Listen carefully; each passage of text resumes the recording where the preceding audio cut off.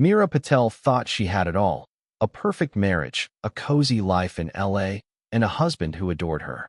But when passion crossed the fence with the neighbor's son, Ethan Miller, it sparked a chain of lies, betrayal, and deadly revenge that no one saw coming. What began as a secret affair turned into one of Los Angeles's most chilling true crime stories, where love turned lethal and every choice came with a price. The Crime Scene presents a new page of crime, a new mystery, a new shock case. The sun dipped low over Los Angeles, throwing gold light across rows of quiet suburban homes.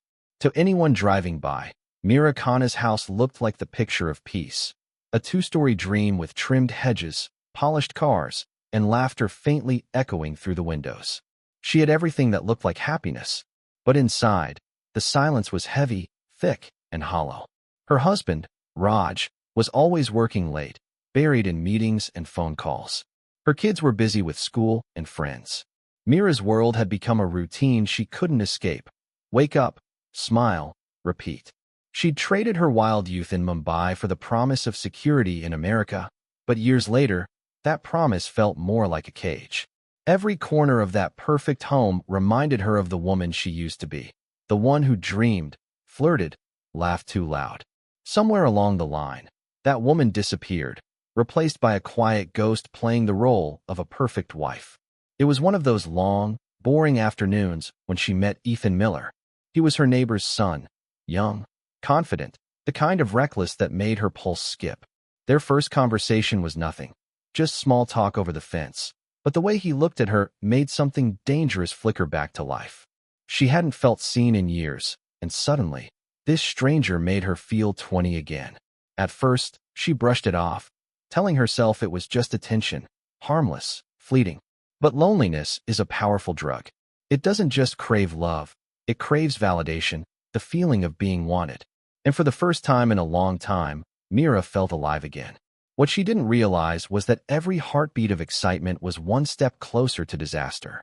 The affair started like a whisper in the dark, something thrilling, secret, and easy to justify. Meera told herself it was just friendship, a harmless escape from the monotony of her life. But soon, the messages turned late night, and the looks lingered too long. Ethan was young, wild, and free in all the ways she wasn't. He dropped by under the excuse of borrowing tools or helping with groceries, but both of them knew it was more than that. There was electricity in every stolen glance, every accidental brush of hands. Days bled into weeks, and Meera began living two lives. By day, she was the perfect wife and mother. By night, she was someone else entirely, reckless, alive, reckless enough to forget what she stood to lose. Ethan worshipped her. He made her feel powerful again, like she could still turn heads, still make hearts race. It was intoxicating, addictive, and it didn't take long before their secret spilled into physical temptation. The first time they crossed that line, it was impulsive, desperate, and wrong. Yet afterward, neither of them could stop. The guilt was there, yes, but it drowned under waves of adrenaline. The thrill of sneaking around gave her something Raj's polished perfection never could: chaos, danger, emotion. But secrets have a way of creeping out, no matter how carefully they're hidden. Neighbors started noticing Ethan's car parked too often outside her house. A nosy old lady down the block mentioned seeing him sneak in at odd hours. And one evening, Meera swore she saw Raj's car parked down the street, lights off, engine running. She tried to shake it off, but her gut twisted with fear. Deep down, she knew their little game had just turned into a ticking time bomb. Raj Khanna had always been the calm type, disciplined, composed, the kind of man who never raised his voice. But calm doesn't mean blind. The subtle changes in Meera didn't escape him. The longer phone calls, the sudden care about how she looked, the faint scent of cologne he didn't own. She'd been slipping, and Raj had started connecting the dots one quiet evening at his office desk. When you build a life around order and control, betrayal doesn't just hurt. It shatters the illusion you've lived in. He didn't confront her right away. Instead, he watched, waited, and took notes. The more he saw, the colder he became. He started hiring a private investigator, a man who'd seen it all: cheaters, liars, messy endings. Within a week, Raj had the proof he didn't want but already expected. Pictures of Meera with Ethan, holding hands in a coffee shop, kissing in a car parked behind a strip mall. There was no doubt anymore. That night, Raj sat in his car for hours, staring at nothing. He didn't cry. He didn't scream. He just felt something inside him go still, like a switch had flipped. He began planning, not in rage, but with terrifying precision. Every moment of silence from that day forward was strategy. Meanwhile, Meera felt the tension in the air, but she told herself it was guilt, not suspicion. Raj barely spoke now, but when he did, his words carried weight. Ethan, clueless and cocky, thought they could keep hiding forever. But Raj was watching, always watching, learning their patterns, memorizing every lie. The calm before the storm had begun, and in that quiet Los Angeles neighborhood, something dark was already taking shape behind those spotless white walls. Ethan couldn't shake the thrill. He was young, wild, and dangerously naive, convinced he was living out some forbidden love story that would eventually make sense. Meera had promised him everything: love, escape, even a life together away from the stifling suburban routine. To him, she wasn't just a married woman. She was his rebellion, his secret fire. But what he didn't realize was that Meera's world was built on illusions, and those illusions were starting to crack. She began to feel trapped between two lives. Raj's eerie silence was getting heavier, almost suffocating. He didn't yell, didn't question, didn't accuse, and that was worse. His calmness scared her more than any fight ever could. Late at night, she'd wake up and find him sitting by the window, staring into the dark, his face blank, unreadable. When she asked what was wrong, he'd just say, "Nothing, just thinking." But his eyes told a different story, one of quiet, simmering rage. Ethan, on the other hand, started noticing strange things. Once, he caught Raj's car parked near his gym. Another time, he saw him across the street from Meera's favorite cafe. At first, he brushed it off as coincidence. But when Raj smiled and waved one day, slow and deliberate, Ethan felt something cold crawl up his spine. Still, the danger only made their affair more reckless. They met in riskier places, motels, parking lots, even her own living room when Raj was supposedly working late. Each touch felt like a stolen moment, each kiss a gamble with fate. But every secret comes with an expiration date. And deep down, Meera knew that Raj wasn't just waiting. He was planning. The silence in that house wasn't peace anymore. It was the sound of something terrible getting ready to happen. The night it all went down started off calm, almost too calm. Los Angeles was blanketed in a hazy glow, the kind that made the streets look like a movie set. Meera had just come home from meeting Ethan, her heart racing with a mix of guilt and excitement. She tried to act normal, set the table, poured herself a glass of wine, hummed a tune under her breath. But the second Raj walked in, everything felt off. He was too composed, too quiet, his movements slow and deliberate like a man rehearsing a scene in his head. Dinner was awkward. Raj barely touched his food, his eyes never leaving Meera's face. She could feel his stare like heat on her skin.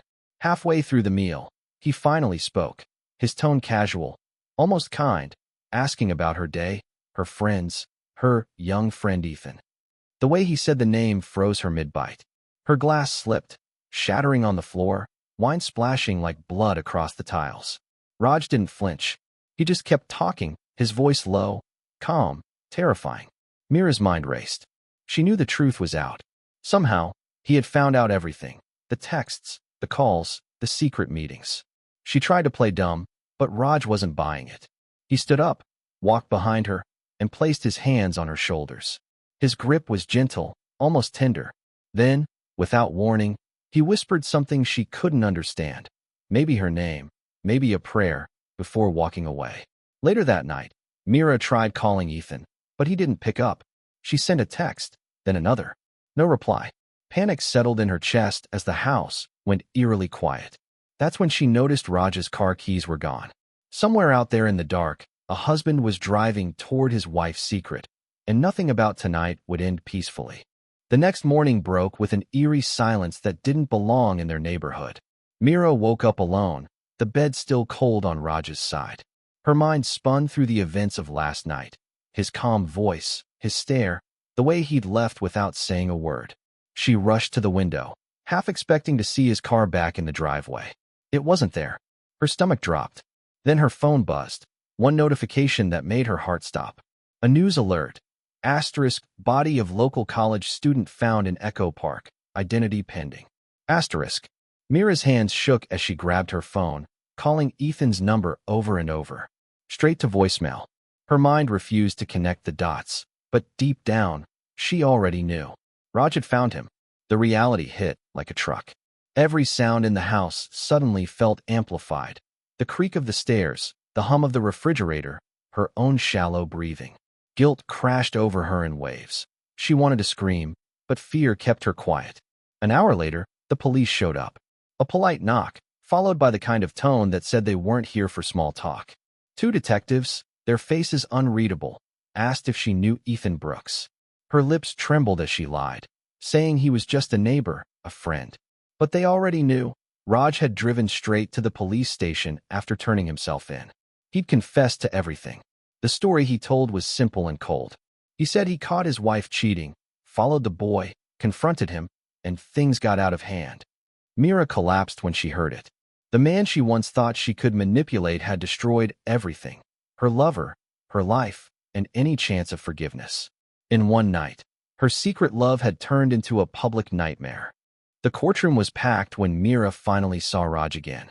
He looked different, thinner, calmer, almost detached from the chaos he'd caused. His eyes didn't hold rage anymore.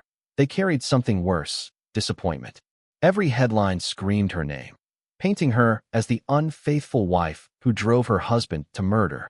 The media tore her apart, calling it the LA affair that ended in blood. What no one saw were the sleepless nights, the guilt, the endless loop of what-ifs that haunted her. Raj didn't fight his sentence. He accepted life in prison without appeal, saying only that truth has its price.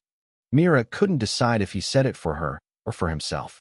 She wanted to hate him, but every time she tried, she saw the man who once brought her to America, who once promised her the world. Now he was gone, and the world she built on lies was nothing but dust. Ethan's family refused to speak to her. His college friends posted tributes online, smiling photos, happy memories, each one a knife in her chest. Meera started losing her grip on reality. The house felt haunted, not by ghosts, but by regret. She spent days pacing through rooms that still smelled like him. The cologne, the aftershave, the faint trace of whiskey from their last night together. Months later, she left Los Angeles quietly. No goodbye, no farewell. She changed her name, cut her hair, and disappeared into another city, hoping to outrun the story that had ruined her. But deep down, she knew there was no escape. Every reflection reminded her of what she'd done, and every night she woke to the same sound, a car engine in the distance, echoing the moment Raj drove off to end everything. Some mistakes don't fade. They follow you forever.